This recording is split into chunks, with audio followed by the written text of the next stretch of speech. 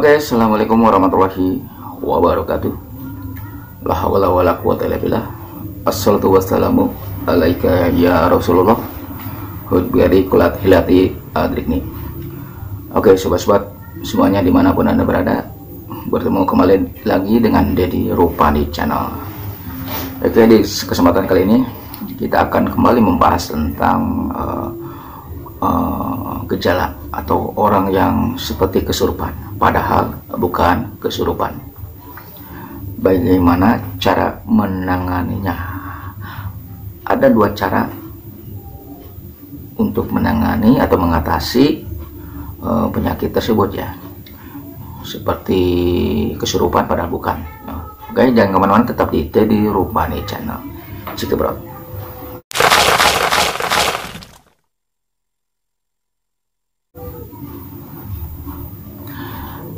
Ini ada cerita yang hampir sama ya, yang dialami oleh saya, yaitu oleh teman ya.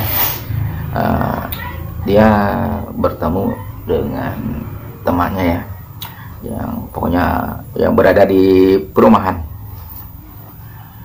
Dia ditelepon, tolong anak saya nih, sepertinya sudah berapa hari sering kesurupan, seperti apa namanya ya, selang berapa menit sembuh kesurupan lagi, sembuh kesurupan lagi.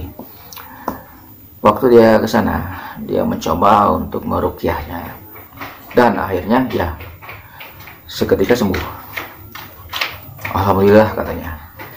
Tapi 5 menit kemudian terjadi lagi anak itu kesurupan. Nah, tanda tanya nih, ada apakah? Kata dia, oh ini mah harus ke dokter. Tuh, kenapa ke dokter? Coba aja ke dokter. Ini intinya bukan murni kesurupan. Ini intinya ada intinya pikirannya kosong atau ada sesuatu yang mengganjal tidak keluar. Akhirnya pikiran kosong aja. Akhirnya ada yang masuk seperti itu ya. Yang jahil jadinya seperti ini. Seperti menggigil gitu ya. Nah, dan beberapa hari kemudian ada kabar, alhamdulillah ya, sembuh ya. Sembuhnya kemana? Ya ke dokter. Iya, pasti ke dokter. Polisi itu tuh habis tadi kapan. Jadi sebetulnya ada dua cara untuk menangani orang yang seperti kesurupan padahal bukan. Ya, kita harus tahu dulu penyebabnya. Pertama, karena ada suatu masalah tapi tidak keluar, tidak curhat, akhirnya dipendam sendirinya. Itu yang namanya, kalau dari istilah medis disebutnya itu psikosomatis ya. Sudah dibahas berulang-ulang itu, penyakit psikosomatis, penyakit psikis ya, dimana anxiety itu terjebak oleh di masa depan. Dia bagaimana untuk kedepannya, gimana, jadi stres gitu ya, disebutnya anxiety. Orang yang terjebak di masa depan, jadi belum terjadi dia sudah kalang kalut pikirannya ya. Terus yang kedua, depresi, dimana itu terjadi dia depresi, ada masalah yang sedang terjadi ataupun dia terjebak di masa lalu. Jadi selalu berulang-ulang atau merupakan saya pernah melakukan dosa ini, jadi intinya selalu kepikiran. Ya, intinya seperti itu. Harus mau tidak mau bisa juga dengan penanganan medis ya, dokter. Jadi istilahnya sharing dengan psikolog, dokter ahli psikolog ya gitu ya. Itu dari kacamata medis. Dari kacamata agama itu adalah penyakit ain. Kenapa penyakit ain? Kita tidak tahu ya pelakunya siapa, apakah orang lain, apakah keluarga sendiri, apakah dirinya sendiri.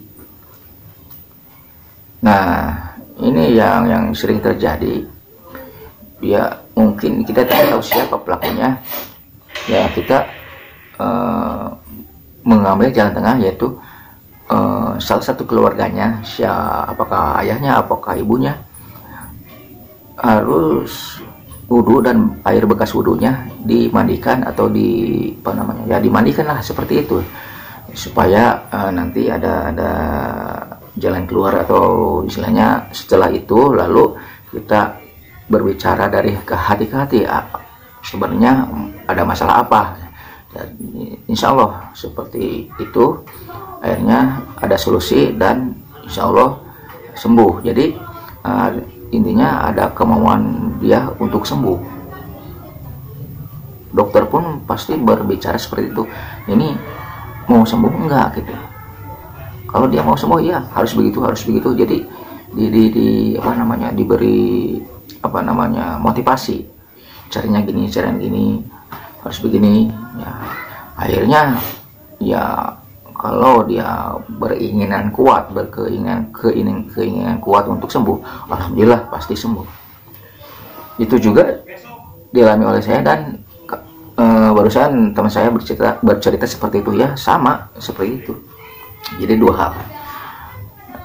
Jadi dari kacamata agama itu adalah ain, dimana ain ini sangat bahaya sekali, dimana ain itu bisa dilakukan oleh dirinya sendiri, oleh orang lain, oleh orang yang terdekat, karena terlalu benci atau terlalu sayang gitu. Jadi bahwa ain itu adalah nyata dan bisa mendahului takdir. Jadi bisa disembuhkan oleh medis maupun oleh dari kacamata agama. Caranya seperti ini ya, seperti yang tadi saya sebutkan, seperti itu. Oke. Jadi kita melakukan analisa, dianalisa dulu ini latar belakangnya gimana nih, akar permasalahannya di mana. Ibaratnya kalau motor mogok ya, mogoknya karena apa? Apakah kurang bensin atau tidak ada bensin? Apakah karena akinya sudah soak? Apakah karena businya kotor? Pasti beda-beda kan mogoknya. Jadi harus cari tahu penyebab utamanya, seperti itu ya.